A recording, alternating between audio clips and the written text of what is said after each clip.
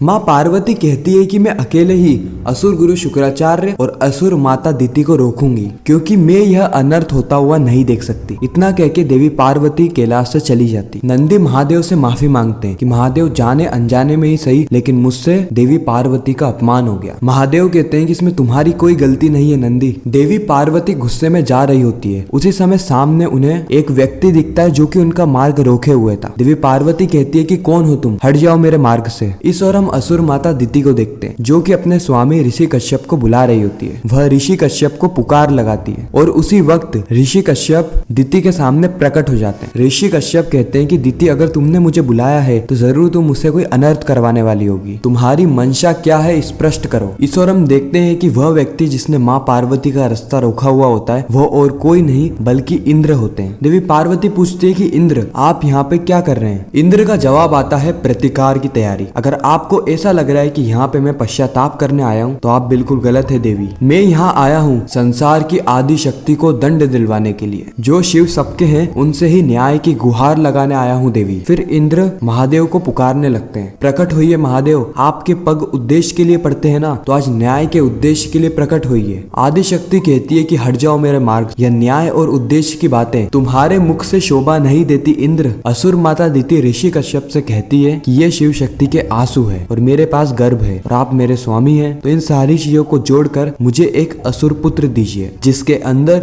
शिव और शक्ति के समान शक्तियां हो। ऋषि कश्यप कहते हैं कि नहीं दिति, मैं तुम्हारी ये मंशा कदापि पूर्ण नहीं कर सकता। मैं अधर्म के मार्ग पर नहीं चल सकता, वो भी शिव शक्ति के विरुद्ध। असुर माता दिति कहती है कि मुझे पता था कि आप ऐसा ही कहेंगे, इसीलिए सिर्फ विनती ही नहीं बल्कि आपके लिए एक विशेष तैयारी करके आई हूँ। इस और नहीं स्वामी वहाँ देखिए, और उस तरफ शुक्राचार्य अपने बाण से ऋषि कश्यप को डराने की कोशिश करते हैं। इंद्रदेव कहते हैं कि मैं यहाँ से नहीं हटूंगा, क्योंकि अगर मैं अपराधी हूँ, आज तो अपराध आपने भी किया है देवी, महादेव को इसका न्याय करना होगा। देवी पार्वती कहती है कि बस, अगर तुमने यहाँ पे एक शब्द और कहा तो मैं तुम्हारा श्रृंगार कर दूंगी। माना कि तुमने अमृत पान किया है, लेकिन मैं तुम्हारा सर धड़ से अलग कर दूंगी और फिर घूमते रहना इस संसार में राहु केतु की तरह। इंद्र कहता है कि नहीं देवी, आज मुझे कोई भी मौन नहीं कर सकता, आज मुझे न्याय चाहिए। अगर मैं दंड का पाती हूँ तो आप भी दंड का पाती हैं। मैंने अपराध किया है तो आपने भी अपराध किया है। महादेव को इसका न्याय अवश्य ही करना होगा। ईश्वर गणेश महादेव को कहते हैं कि मौन तोड़िए पिताश्री, कुछ कीजिए, माता बहुत क्रोध में, कहीं वो इंद्र का संहार ना कर दे। ईश्वर ऋषि कश्यप शुक्राचार्य को कहते हैं कि मैं अचंभित हूँ शुक्राचार्य कि आप जैसा महान ऋषि मेरी पत्नी की बातों में आके दूसरे ऋषि को बाण से भयभीत कर रहा है। मैं भयभीत होने वालों में से नहीं हूँ, चला दो मुझ पे बाण। शुक्राचार्य कहते हैं कि क्षमा कीजिए ऋषि कश्यप, आपके प्राण में नहीं लेना चाहता। मैं तो सिर्फ इस सम्मोहन अस्त्र से आपको सम्मोहित करना चाहता हूँ ताकि मैं मेरा उद्देश्य पूरा कर पाऊँ। फिर शुक्राचार्य वह बाण चला देते हैं जिससे कि ऋषि कश्यप सम्मोहित हो जाते हैं। गजासुर कहता है कि अवश्य ही असुर गुरु कुछ अन्याय का न्योता दे रहे हैं, जाओ और ढूंढो उन्हें और पता लगाओ कि वह करना क्या चाहते हैं। असुर माता दिति कहती है कि बोलिए स्वामी, क्या आप शिव शक्ति जैसा शक्तिशाली पुत्र देने के लिए सज्ज हैं। अब क्योंकि ऋषि कश्यप सम्मोहित हो गए थे इसलिए वो कहते हैं कि हाँ अवश्य। असुर माता दिति कहती है कि विलंब कैसा, तैयारी शुरू की जाए। आदि शक्ति अपनी तलवार इंद्र की ओर फेंक देती है उसका संहार करने के लिए, लेकिन उसी वक्त हम देखते हैं कि महादेव ऐसा नहीं होने देते, वह तलवार को बीच में ही पकड़ लेते हैं। माँ पार्वती कहती है कि महादेव आपने क्यों बचाया इंद्र को।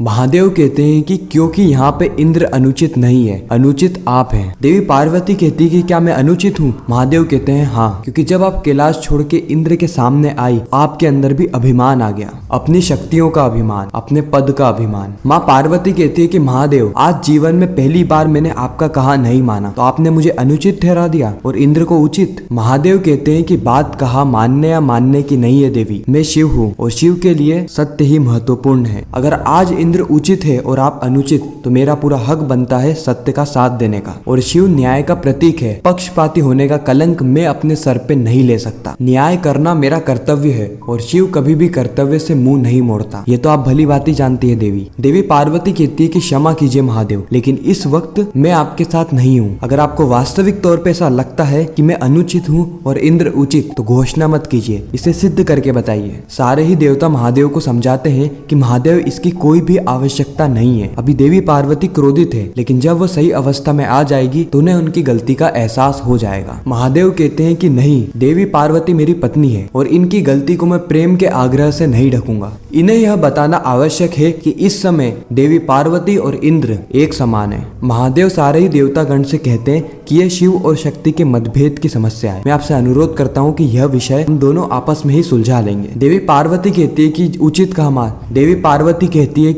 कहा महादेव ने, आज कोई भी बीच में नहीं बोलेगा, या तो महादेव बोलेंगे या फिर शक्ति। इंद्र महादेव से कहता है कि महादेव, अगर आज देवी दोषी साबित हुई तो आपको उन्हें दंड भी देना होगा, जिस तरीके से आपने मुझे दंड दिया। और इसी के साथ यह एपिसोड यहीं पर ही खत्म हो जाता है। आपको यह एपिसोड कैसा लगा कमेंट सेक्शन में जरूर बताना। मिलते हैं नेक्स्ट एपिसोड में।